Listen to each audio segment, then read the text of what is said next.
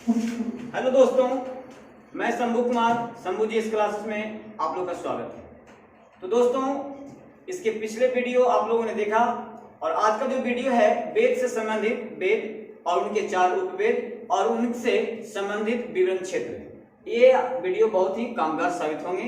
आप लोगों को आने वाला बीपीएससी या दरोगा इंपॉर्टेंस है, तो आप चलिए देखते हैं।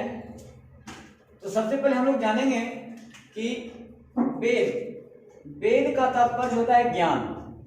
वेद का मतलब होता है ज्ञान और वेदों का संकलन कर्ता कृष्णद्वैपायन को कहा जाता है। वेद का मतलब होता है ज्ञान और वेदों का संकलन कर्ता कृष्णद्वैपायन को कहा जाता है। तो दोस्तों, ये वेद की संख्या 4 होते हैं और उनके उपवेद भी 4 होते हैं। वेद की संख्या 4 होते हैं और उनके उपवेदों की संख्या भी 4 होते हैं। तो देखते हैं हम लोग बारी बारी से। पहला वेद ऋग्वेद। वेद 4 होते हैं, जिसमें पहला वेद है ऋग्वेद, दूसरा वेद है यजुर्वेद और तीसरा है सामवेद और चौथा है अथर्ववेद। तो दोस्तों, यहाँ इन चारों वेदों को क्रम से आप याद रखें। ऋग्वेद, यजुर्वेद, सामवेद, अथर्ववेद इंपॉर्टेंट है, जिसमें सबसे ज्यादा क्वेश्चन आपके ऋग्वेद से पूछा जाता है। सबसे प्राचीन ऋग्वेद को ही माना गया है। ऋग्वेद सबसे प्राचीन वेद कहलाता है। और अब देखेंगे इन वेदों के भी उपवेद हैं।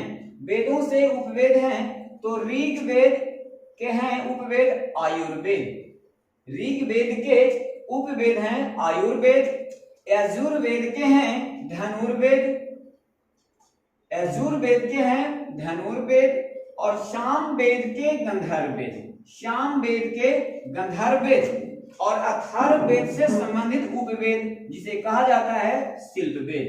शिल्पवेद, अथर्ववेद से शिल्पवेद। तो दोस्तों, आप यहाँ पे देख पा रहे होंगे, ये कभी कभी मिलान करने में आता है, जिसे कभी गलत दे दिया गया होता है और आपसे सही जोड़े का चयन करना होता है। वो याद करना एक लयबद्ध तरीके से अगर बोलना है तो इस प्रकार से याद हो सकता है। ऋग्वेद आयुर्वेद, क्या ऋग्वेद आयुर्वेद, यजुर्वेद धनुर्वेद, ऋग्वेद आयुर्वेद, यजुर्वेद धनुर्वेद, सामवेद गंधर्ववेद, अथर्ववेद शिल्पवेद, सामवेद गंधर्ववेद, अथर्ववेद शिल्पवेद।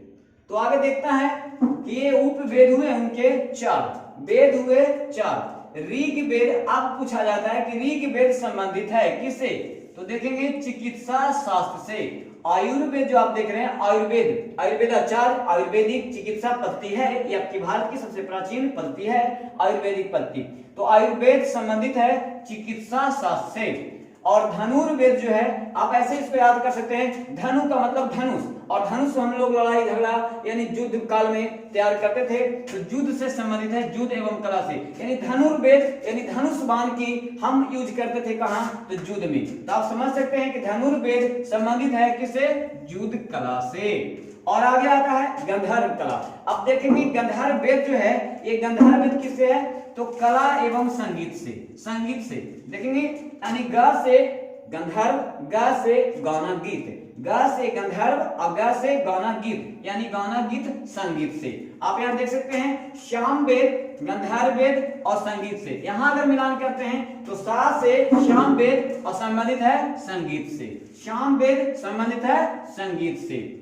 अगला देखते हैं हम लोग, अथर्ववेद का उपवेद है शिल्पवेद। और शिल्प का मतलब आप समझते होंगे शिल्पकार, जो पत्थरों पे नक्काशी कर करके और भवन निर्माण में उसका प्रयोग करते हैं। तो आप यहाँ साफ साफ दिख रहा होगा शिल्पवेद। और शिल्पवेद जो संबंधित है वो है भवन निर्माण कला से, भवन निर्माण कला से। तो दोस्तों, आप यहाँ पे देख पा रहे होंगे आयुर्वेद जो आयुर्वेदिक चिकित्सा पद्धति है वो चिकित्सा से संबंधित है, और धनुर्वेद जो धनुष बाण की आपके बात बताया वो युद्ध कला से संबंधित हो जाएगा, और गंधर्ववेद ग से गंधर्व और ग से गाना और गीत यानी कला एवं संगीत से, और शिल्पवेद जिसे शिल्पकार से हम सब जोड़ रहे हैं, तो शिल्पकार पत्थरों पे निकासी करते थे, तो यह शिल्पवेद जो है ये भवन और निर्माण से। तो एक बार फिर से देख लेंगे हम लोग, ऋग्वेद का उपवेद है आयुर्वेद, संबंधित है चिकित्सा शास्त्र से, और दूसरा है यजुर्वेद, यजुर्वेद का उपवेद है धनुर्वेद और धनुर्वेद संबंधित है युद्ध कला से,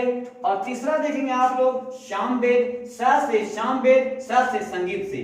श्याम वेद इसका उपवेद है गंधर्व वेद और ये संबंधित है संगीत एवं कला से। अगला है अथर्ववेद, और अथर्ववेद संबंधित है शिल्प वेद से, और शिल्प से मैंने जोड़ा शिल्पकार यानी भवन एवं निर्माण से। तो दोस्तों ये अगर पॉइंट आप याद रखते हैं तो 1 नंबर आपको हमेशा मदद मिलती है कंपटीशन के क्षेत्र में। तो धन्यवाद दोस्तों, आज तक इतना ही, फिर मिलते हैं हम आपसे अगले वीडियो में। धन्यवाद।